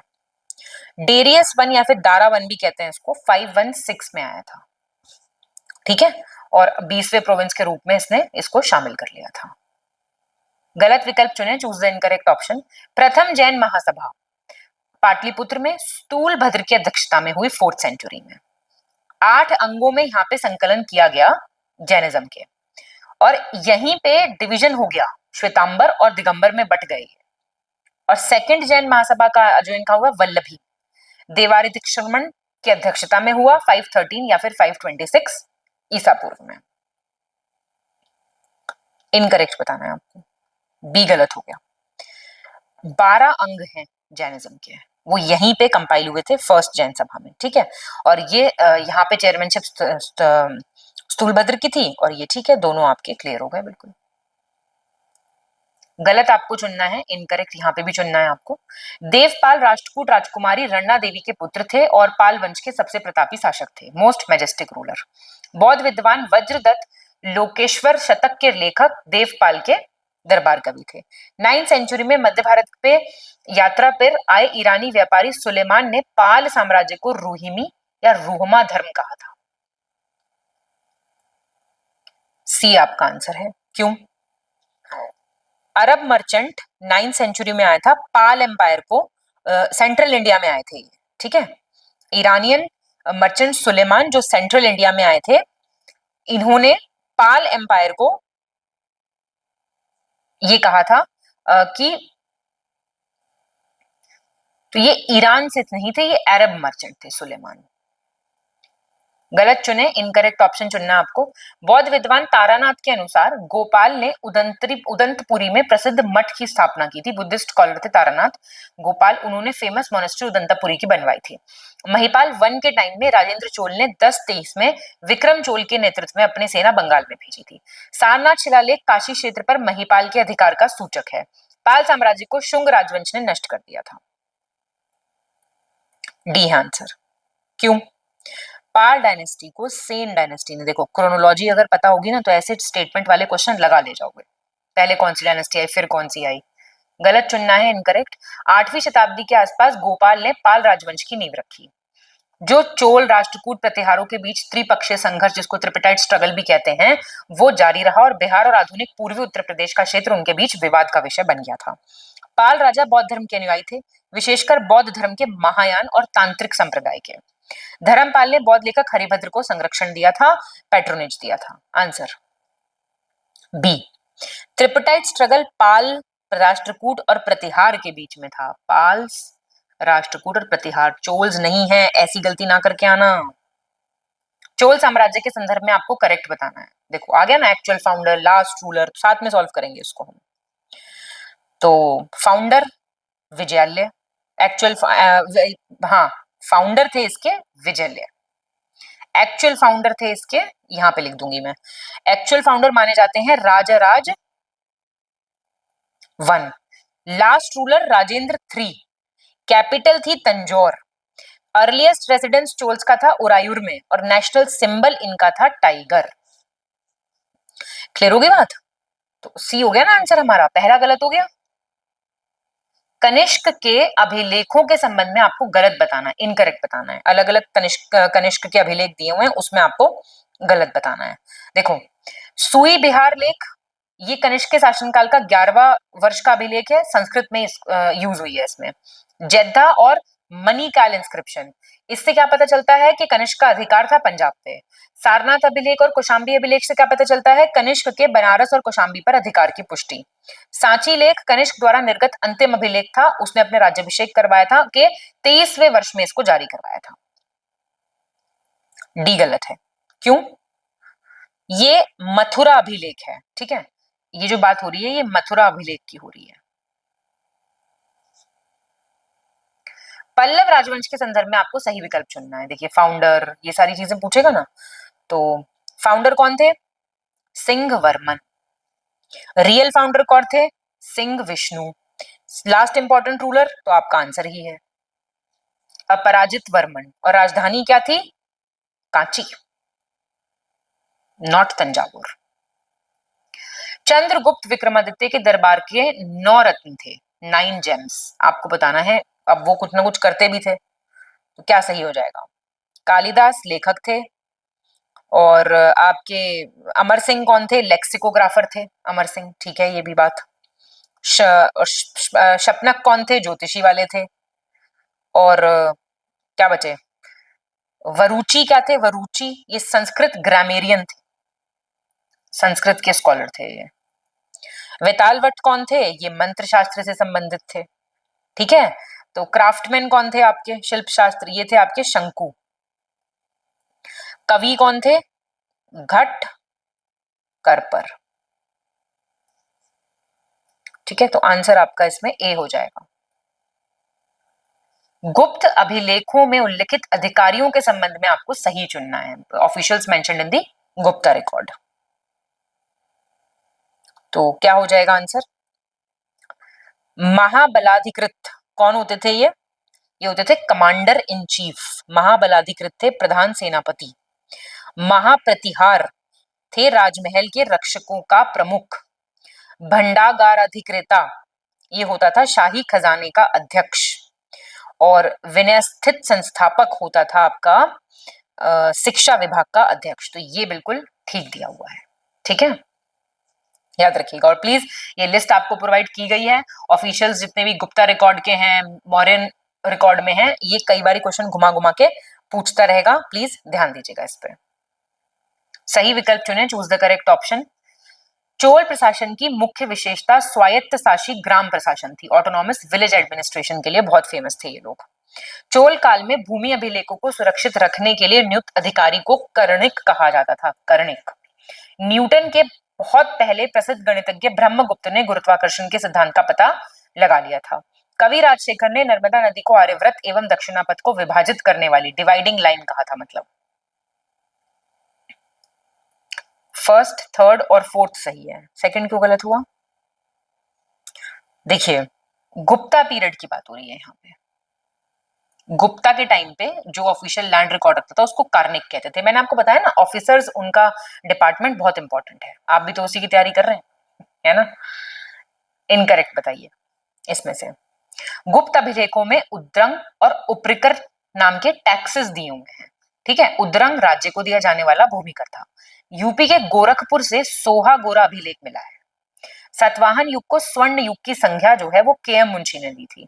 सीसे के सिक्के मतलब लेड कॉइन्स जो इंडिया में इंट्रोड्यूस करे वो केवल सतवाहनों ने और हिंद यवनों ने चलवाए थे। आंसर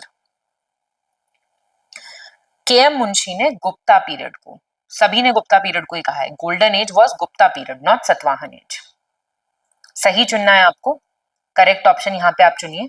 समुद्रगुप्त के सिक्कों पर मयूर की, पीकॉक बना हुआ था। स्कंदगुप्त के सिक्कों पे माता लक्ष्मी थी। भगवान बुद्ध और भगवान शिव का अंकन कनिष्क और हुविष्क दोनों के सिक्कों पे था। सबसे पहले हिंद यवन शासक कौन थे? ये इंडो ग्रीक रूलर्स जिन्होंने सोने के सिक्के जारी किए थे। गुप्त शासकों के बीच सबसे पहले सोने के सिक्के किसने चलाए थे? चंद्रगुप्त सेकंड ने। बताओ, बी, सेकंड, थर्ड और फोर्थ सही है। पहला क्यों गलत हुआ? कुमारगुप्त के सिक्कों पे मिलेगा आपको मोर। किसके सिक्कों पे? कुमारगुप्त के। और क्या गलत हुआ है? गुप्ता रूलर्स में चंद्रगुप्त वन, कर लो इसको, ने सोने के सिक्के चलवाए थे। स्कंदगुप्त के शिलालेख के संबंध में आपको गलत बताना है, इनकरेक्ट। देखो जरा इसको, जूनागढ़ का जो इंस्क्रिप्शन है गुजरात सौराष्ट्र से मिलता है, ठीक बात है, ठीक है। भीतरी अभिलेख कहाँ का है? गाजीपुर यूपी का। काहोम कहाँ का है? गोरखपुर उत्तर प्रदेश का। और इंदौर वाला कहाँ का है? ये बुलंदशहर का है, ठीक है, बुलंदशहर का। बुलंदशहर वाला है ये, याद रखना, ठीक है। और इलाहाबाद वाला कौन सा है? ये है गढ़वा, गढ़वा करके एक इंस्क्रिप्शन है इलाहाबाद का। गलत चुनना आपको, इनकरेक्ट। कुमारगुप्त प्रथम ने शक्रादित्य और महेंद्रादित्य की उपाधि धारण की थी, टाइटल्स लेते थे ना अलग अलग। बिलसत स्तंभलेख में कुमारगुप्त ने स्वयं को ध्रुव देवी की संतान बताया था, बेटा बताया था अपने आप को। कुमारगुप्त प्रथम सर्वाधिक वर्षों तक शासन करने वाला गुप्ता नरेश था, 30 साल तक राजा रहा था। गुप्त काल के दामोदर ताम्रपत्र अभिलेख शिलालेख में भूमि की बिक्री से संबंधित विवरण दिया हुआ है, सेल ऑफ लैंड का जिक्र वहां पे आपको देखने को मिल जाएगा। सी गलत हो गया। कुमारगुप्त ऐसा रूलर था जिसने मैक्सिमम नंबर, नालंदा यूनिवर्सिटी वाला है कुमारगुप्त, याद रखना, 40 साल, 40 years, नॉट 30। गलत विकल्प चुने, चूज द इनकरेक्ट ऑप्शन। चीनी यात्री फाहिन चंद्रगुप्त विक्रमादित्य के समय मध्य एशिया में स्थल मार्ग से यानी कि लैंड रूट से आया था 399 में। कालिदास और अमर सिंह चंद्रगुप्त टू के ही दरबार में रहते थे। कालिदास के संस्कृत नाटकों में स्त्री और पुरुष प्राकृत भाषा में वार्तालाप करते थे। और चंद्रगुप्त द्वितीय ने हर्यंक राजवंश को प्रभावित करने के लिए अपनी पुत्री प्रभावती गुप्ता का विवाह वकाटक राजा रुद्रसेन टू के साथ करा दिया था। पहले शादियां ऐसी होती थी मतलब से। डी, चंद्रगुप्त टू ने रुद्रसेन टू के साथ कराया था विवाह। रुद्रसेन टू इस मतलब चंद्रगुप्त टू ने अपनी बेटी प्रभावती गुप्ता को का कराया था, किसे इन्फ्लुएंस करने के लिए? वकाटक डायनेस्टी को। हरियंक को कैसे करेंगे भाई? इनसे शादी करवा के। तो वकाटक डायनेस्टी पे अपना वो करने के लिए करा दिया था। रुद्रसेन टू वकाटक डायनेस्टी के थे, हरियंक का यहाँ पे कोई लेना देना नहीं है। सही विकल्प चुने, चूज द करेक्ट ऑप्शन। आ गया वही क्वेश्चन जो मैं आपको बार बार बता रही हूँ। कौन थे गुप्त वंश के संस्थापक? श्री गुप्त, बिल्कुल ठीक। लास्ट रूलर बताएंगे आप मुझे, तो आंसर तो आपका मिल गया, आंसर छोड़ दो, आंसर का क्या है? Last ruler Vishnugupta. Real founder Chandragupta one. और कैपिटल थी पाटलिपुत्र थी चंद्रगुप्त के टाइम पे। विक्रमादित्य के टाइम पे दो कैपिटल थी, पहली पाटलिपुत्र और दूसरी उज्जैनी। ठीक है जी, क्लियर हो गई बात? सही विकल्प चुने, चूज द करेक्ट ऑप्शन। कदम्ब शासक शांति वर्मन ने सबसे पहले दक्षिण भारत में आहट सोने के सिक्के जारी किए थे, आहट गोल्ड कॉइन्स। गुप्ता संवत 61 मथुरा स्तंभ शिलालेख गुप्ता वंश के सम्राट चंद्रगुप्त विक्रमादित्य से संबंधित है। अग्निमित्र कालिदास के नाटक के मुख्य हीरो हैं, मालविका अग्निमित्रम के। और देवभूति चेर वंश का लास्ट रूलर था। बता दो आंसर इसका। फर्स्ट, सेकंड और थर्ड सही है, चौथा क्यों गलत हुआ भाई? देवभूति शुंग डायनेस्टी का। अब आप कहेंगे मैम पढ़ के नहीं आए हम, ठीक है। हर्षचरिता की माने तो ब्राह्मण मिनिस्टर थे वासुदेव कण्व, उन्होंने इनकी हत्या कर दी थी और फिर कण्व डायनेस्टी की स्थापना हो गई थी इनके बाद। सही चुनना है आपको अब, करेक्ट ऑप्शन। पुराणों में कण्ववंशी शासकों को सुंग भृत्य कहा गया है, कण्व रूलर को भी देखा ना आपने, ऊपर यहां से कण्व आ गया है, मार के उसको। वासुदेव पल्लव वंश के संस्थापक थे। कण्व वंश के लास्ट रूलर थे सुशर्मा, इनकी हत्या सतवाहन शासक सिमुक ने की थी। शुंग वंश की स्थापना पुष्यमित्र शुंग ने की थी और उनकी राजधानी वैशाली थी। 10 शुंग राजाओं ने कुल मिलाकर 112 वर्षों तक राज किया था। फर्स्ट, थर्ड और फिफ्थ सही है। फर्स्ट सही है, कण्व डायनेस्टी के रियल फाउंडर हैं वासुदेव। दूसरा तो इसलिए गलत हो गया, पहला सही है, तीसरा सही है, चौथा क्यों गलत हुआ? शुंग डायनेस्टी के फाउंडर पुष्यमित्र शुंग थे और उनकी कैपिटल थी आपकी क्या थी? पाटलिपुत्र। और 112 साल तक इन्होंने सबने मिलकर राज किया था, ध्यान रखना। सही विकल्प चुने, चूज द करेक्ट ऑप्शन। मध्य पाषाण कालीन स्थल महदाहा एवं दमदमा से हिरण की 2 प्रजातियों के दांत प्राप्त किए गए हैं। Two teeth of 2 species of deer. नवपाषाण कालीन स्थल कोडेकाल से हिरण की 3 प्रजातियों के अवशेष मिले हैं। रविंद्र सिंह बिष्ट ने सोहन घाटी से मानव आवास एवं हैंडएक्स के साक्ष्य लिद्दार नदी के तट पर स्थित पहलगाम से प्राप्त किए हैं। पहला और दूसरा सही है। ये HD संकालिया ने प्राप्त किए हैं। जो उत्खनन करता है ना, उसका नाम भी सही पता होना चाहिए, ठीक है। लिद्दार नदी के किनारे कौन बसा हुआ है? पहलगाम। गलत चुने, इनकरेक्ट पूछ रहा है अभी आपसे। 1954 में व्यास नदी की सहायक नदी के तट पर स्थित दौलतपुर से YD शर्मा को चॉपर चॉपिंग उपकरण प्राप्त हुए हैं। DN वाडिया ने 1928 में सोहन घाटी में सबसे पहले उत्खनन शुरू किया था। सोहन घाटी में चौंतारा को उत्तर एवं दक्षिण की परंपराओं का मिलन स्थल माना जाता है। 1955 में यज्ञदत्त शर्मा ने हिमाचल के गुलेर, देहरा, धलियाड़ा और कांगड़ा स्थलों का उत्खनन किया था। डी गलत हो गया। क्यों? चौंतारा सोहन वैली, हाँ चौंतारा वाला हो गया। 1955 में बीबी लाल, गुलेर, देहरा, धलियारा, कांगड़ा कहाँ पे है? ये हिमाचल प्रदेश की साइड से इनका उत्खनन किया था। सही विकल्प चुनना है आपको, करेक्ट ऑप्शन। ओडिशा के मयूरभंज में स्थित कुलियाना से निम्न पुरापाषाणिक उपकरण प्राप्त किए गए हैं। Lower Palaeolithic tool. तमिलनाडु के अतिरम पंकम से जंतु के पद चिन्हों, फुटप्रिंट्स ऑफ एनिमल्स, वहां से प्रमाण मिलते हैं। कुकड़ी नदी तट पर स्थित बोरी से निम्न पुरापाषाण काल की प्राचीनतम तिथि ज्ञात की गई है। आंध्र प्रदेश के चिंगलपेट जिले में स्थित गुडियम गुफा से निम्न पुरापाषाण काल के उपकरण प्राप्त हुए हैं। पहला, दूसरा, तीसरा बिल्कुल ठीक है। चौथा क्यों गलत हुआ? चिंगलपेट कहां पे है? तमिलनाडु में, आंध्र प्रदेश में नहीं है। हड़प्पा सभ्यता में आयात के संबंध में, मतलब इंपोर्ट कहां कहां से होता था, उसके संबंध में आपको बताना है कौन सा गलत है, इनकरेक्ट, अंडरलाइन कर लिया करो। लापिस लजूली कहां से आता था? अफगानिस्तान से। सोना कहां से आता था? अफगानिस्तान से, ठीक है। तो ये आंसर तो मिल गया आपको। गोल्ड पामीर से नहीं आता था। अफगानिस्तान, ईरान और कोलार माइंस तो साउथ इंडिया की हैं, हमारी माइंस हैं। स्टेटाइट आता था तापी छाया ईरान से। फिरोजा आता था, टर्कोइज जिसको कहते हैं खुरासान, ब्लू कलर का होता है ना। सही विकल्प चुने, चूज द करेक्ट ऑप्शन। भारतीय उपमहाद्वीप में कृषि के प्राचीनतम साक्ष्य लुहारा देव से प्राप्त होते हैं। कनिष्क के सिक्कों पर बुद्ध का चित्रण सबसे पहले किया गया था। हल्लूर से वृत्ताकार झोपड़ियां, सर्कुलर हट के फर्श, आयताकार झोपड़ियों की संरचना, पैर से चालित चक्की, चित्रकारी युक्त मृतभांड और माइक्रोलिथ ब्लेड प्राप्त हुए हैं। भारत के कर्नाटक राज्य में स्थित लिंग सुगूर नव पाषाणिक स्थल के सबसे पहले सूचित किया गया है। क्या हो जाएगा आंसर? सी हो जाएगा आंसर। 1, 2 और 4।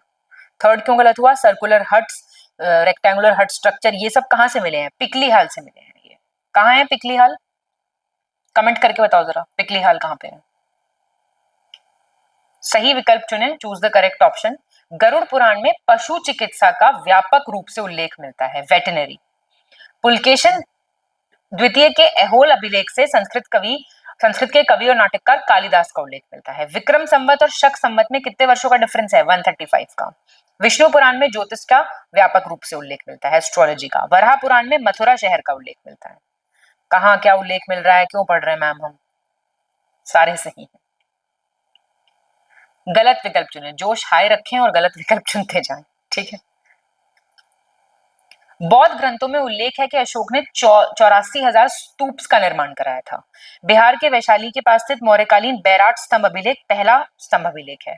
फर्रुखाबाद जिले में स्थित संकीशा स्तंभ अभिलेख के शीर्ष पर हाथी की आकृति उकेरी गई है।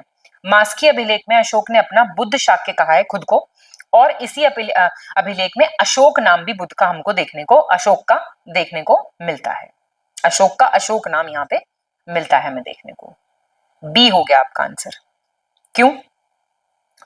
जो आपका ये है वैशाली में जो पिलर इंस्क्रिप्शन है ना, ये है बखेड़ा। बखेड़ा कर दो एग्जाम में जाके, ठीक है, बखेड़ा। ये पहला इंस्क्रिप्शन है मौर्य काल का। क्लियर? ध्यान रखना यहाँ पे। और बुद्ध शाक्य मास्की इंस्क्रिप्शन में कहा है, ये भी ध्यान रखना, ये बहुत इंपॉर्टेंट है, ये वाली लाइन बहुत पूछता है। मौर्य काल में विभिन्न प्रकार के करों के संबंध में आपको सही चुनना है। अलग अलग जो टैक्सेस थे उसमें आपको सही चुनना है। देखिए, इसको पॉज करके खुद से सॉल्व कर लिया करो। उत्संग क्या था? उत्संग था a gift given to the king, उत्संग था राजा को दिया जाने वाला उपहार, ठीक है, गिफ्ट टू किंग। बाली क्या था, रिलीजियस टैक्स था, तो ये तो ठीक हो गया आपका। हिरण्य क्या था, कैश, कैश में जो टैक्स दिया जाता था। विविध क्या था, विविध था आपका ग्रेजिंग टैक्स, जो चराने पे टैक्स लगता था, ठीक है। इंपोर्ट टैक्स को कहते थे वर्तनी, याद रखना ये चीज, ठीक है। और जो लोग थे किसी आपदा में जो होते थे उसको कहते थे प्रणय, ठीक है जी। और जो टैक्स चार्ज होता था वो होता था रज्जू। 89 देखो, सही विकल्प चुने, choose the correct option, missionaries और रिलेटेड कंट्रीज। तो देखो ये वो हैं जो अशोक के शासनकाल से संबंधित हैं, ये मध्यांतिक, कश्मीर और गांधार, ठीक है, कश्मीर एंड गांधार।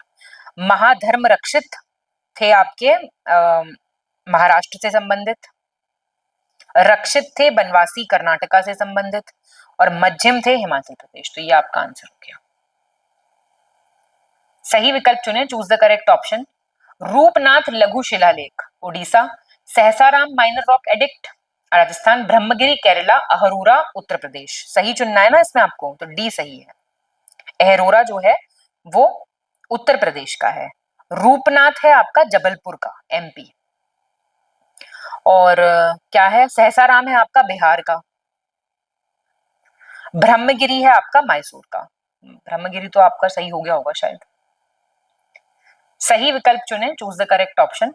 मिलिंद पाहनु एक बौद्ध या पाली ग्रंथ है जिसमें नागसेन ने लिखा है।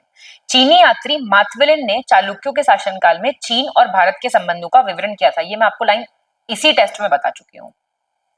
हेरोडोटस ने सबसे पहले हमारे देश को इंडिया कहकर संबोधित किया था। रामायण के तेलुगु संस्करण को नन्या भट्टारक ने लिखा था। फर्स्ट, सेकंड और थर्ड सही है, फोर्थ क्यों गलत हुआ? तेलुगु वर्जन महाभारत का लिखा था इन्होंने, नॉट रामायण। गलत विकल्प का चयन करें, choose the incorrect option. Gandhara क्षेत्र में बेंट बार प्रकार के सिक्के प्रचलित थे, bent bar type of coins. Dhanadeva के अयोध्या अभिलेख में पुष्यमित्र द्वारा 2 अश्वमेध यज्ञों के संपादन का उल्लेख मिलता है। जूनागढ़ अभिलेख में सबसे पहले 6 प्रकार के करों और बलि का उल्लेख किया गया है, या फिर इनमें से कोई नहीं है। तो ये सारे सही हैं। गलत चुनना है, इनकरेक्ट ऑप्शन। ह्वेनसांग नामक एक यात्री ने बताया कि भारत में प्रत्येक प्रांत में इतिहास लिखने के लिए इतिहासकार नियुक्त थे। भारतवर्ष का उल्लेख सबसे पहले कहां मिलता है? हाथी गुम्फा इंस्क्रिप्शन में। और मालवा के राजा भोजराज द्वारा लिखित पुस्तक युक्ति कल्पतरु विभिन्न प्रकार की नावों के निर्माण का, अलग अलग बोट्स के कंस्ट्रक्शन का इसमें जिक्र आपको देखने को मिल जाएगा। कोई गलत नहीं है इसमें से। गलत चुनना है फिर से आपको। अल बरूनी ने मेहर भोज को अरबों का घोर शत्रु बताया था। वज्र सूची ग्रंथ में जाति प्रथा की तीव्र आलोचना की गई थी। वाटर टैक्स, जल कर का जो साक्ष्य है वो गढ़वाल के इंस्क्रिप्शन से मिलता है हमें। ललित विस्तार एक बौद्ध ग्रंथ है जिसमें विभिन्न प्राचीन भारतीय लिपियों का उल्लेख किया गया है। पहला गलत हो गया। सुलेमान ने कहा था, सुलेमान अभी आपने पढ़ा था ना, कौन सी कंट्री का था ये? अरब रूलर था, ठीक है। सही चुने, चूज द करेक्ट ऑप्शन। छाऊ जू कुआ, व्हाट अ नेम, ने अपने यात्रा वृंतांत में चोल राजवंश पर प्रकाश डाला था। कनिष्क के सिक्कों पर सर्वाधिक हिंदू देवी देवताओं का चित्रण था। महान जैन विद्वान हेमचंद्र कुमारपाल की सभा को सुशोभित करते थे। प्राकृत ग्रंथ गौड़ वहो में यशोवर्मन के चरित्र का वर्णन आपको देखने को मिलेगा। फर्स्ट, थर्ड और फोर्थ सही है। सेकंड क्यों गलत हो गया? ज्यादातर हिंदू गॉड और गॉडेक्सेस जो है ना वो हविष्क के सिक्के पे देखने को मिलते थे, ना कि कनिष्क। फिर से गलत चुनिए स्माइल के साथ। पुलकेशिन द्वितीय का एहोल अभिलेख कर्नाटक राज्य में है। एहोल अभिलेख में हर्ष की गज सेना, एलिफेंट आर्मी का जिक्र है। गहडवाल राजा गोविंद चंद्र के मंत्री लक्ष्मीधर ने कृत्य कल्पतरु नाम का एक टेक्स्ट लिखा था। बौध्यान ने गणित की पुस्तक लीलावती को लिखा है। डी गलत हो गया। भास्कराचार्य की बुक है लीलावती मैथमेटिक्स की। ये नहीं, ऐसे सवाल नहीं गलत कर सकते आप। निम्नलिखित कथनों पर विचार करें, करेक्ट बताना है आपको। चंद्रगुप्त द्वितीय के सिक्कों पर चक्रधारी विष्णु की आपको प्रतिमा मिलेगी। जयसिंह सिद्धराज ने एक मस्जिद के पुनर्निर्माण के लिए 1 लाख बलोत्रा सिक्कों का दान दिया था। रानी रुद्रदमा देवी का संबंध वारंगल के ककातिया राजवंश से था। आंसर बताएंगे। All are correct. गलत चुनना है आपको फिर से, इनकरेक्ट। मंदसौर अभिलेख को प्राचीन भारत में विज्ञापन का मतलब एडवर्टाइजमेंट हमारे एंशिएंट इंडिया में कहां से मिलता है एविडेंस? मंदसौर इंस्क्रिप्शन से। हरिभद्र सूरी की समरादित्य कथा का संबंध जैन संप्रदाय से है। अंगुत्तर निकाय नामक एक बौद्ध ग्रंथ के अनुसार सिक्कों पर अंकित चिन्ह विभिन्न सिक्कों के निर्माण स्थल और निर्माता के नाम संकेत करता है। कलचुरी नरेश गंगेय देव विक्रमादित्य के सिक्कों पर माता लक्ष्मी के चित्रण पाए गए हैं। तो आपका सी गलत हो गया। सी क्यों गलत हो गया? एक बुद्धिस्ट टेक्स्ट है जिसका नाम है विशुद्धि मग। इसमें लिखा है कि symbols marked on the coins indicate the place of manufacture of the various coins and name of the marker। Anguttara निकाय में नहीं लिखा है ऐसा। गलत विकल्प चुने, choose the incorrect option. Uttar Pradesh के प्रयागराज जिले में अवस्थित पुरातात्विक स्थल भीटा से शिवलिंग, त्रिशूल और वृषभ की आकृति, वृषभ क्या होता है?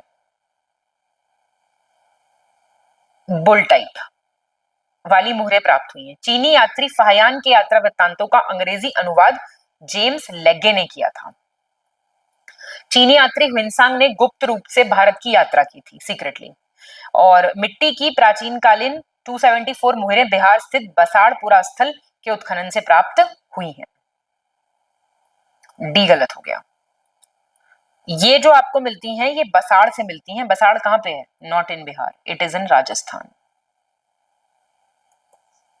बाकी ठीक है। Choose the correct option. अब तो खुशी हो रही होगी आपको। यूनानी शासक अगाथोकल्स या फिर और पैंटिलियन ने अपना मुद्रा अभिलेखों के लिए ब्राह्मी लिपि का प्रयोग किया था। ह्यूमन स्केलेटन्स जो हैं कहां से मिलते हैं? लाल गेरू रंग से लेपित मानव कंकाल बुरजाहोम से। पुरातात्विक स्थल लहुरादेव संत कबीर नगर जनपद में आपको देखने को मिलेगा। वीएन मिश्र ने मध्य पुरापाषाणिक स्थल समनापुर का उत्खनन किया। संघावो गुफा पुरास्थल मध्य पुरापाषाण काल से संबंधित है। डी सही है। तो मेसोलिथिक काल का है संघावो केव।